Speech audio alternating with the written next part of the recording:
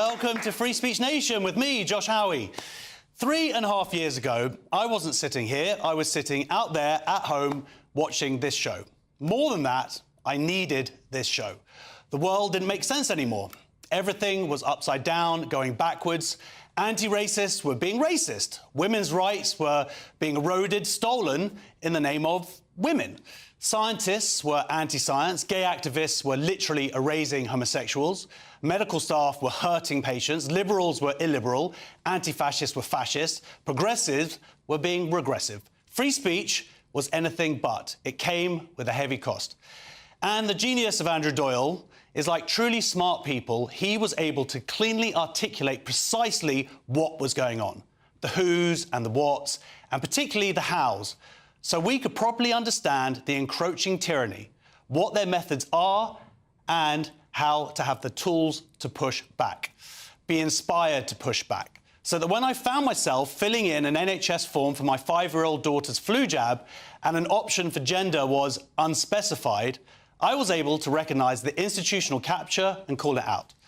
I was also chuffed to see that Andrew, someone I only met once or twice in the world of stand-up, was following me on what was then Twitter, and I sent him a message about it. Because that's another thing this show does. It gives people a voice.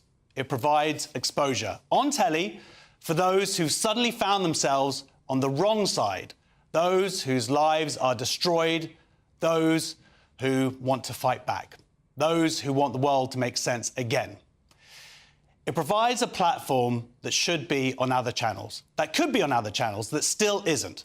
A huge amount has changed over the last 3.5 years. Many significant battles have been won, some by people we have on tonight. We are not where we were, and I believe that Andrew Doyle and this show has significantly played a part in that.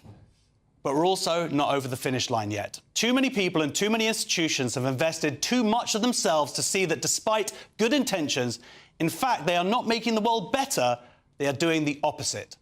And that's not to mention the new fronts we don't even know about yet, because there is no finish line. If it's one thing I learned from Andrew, it's that blindly allowing those in authority to meddle with our rights is what's got us to this point where the world became topsy-turvy, where you could lose your job for stating a biological fact. The bravest of us and those with greatest foresight stood up first and often paid a heavy price for it, for our complacency.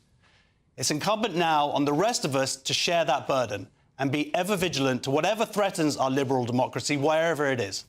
Free Speech Nation at gbnews.co.uk. If you've been affected by, discovered something, or want to expose how your rights are at risk in this free speech nation, then please do not use it. Do use it. They said in my ear, don't use it.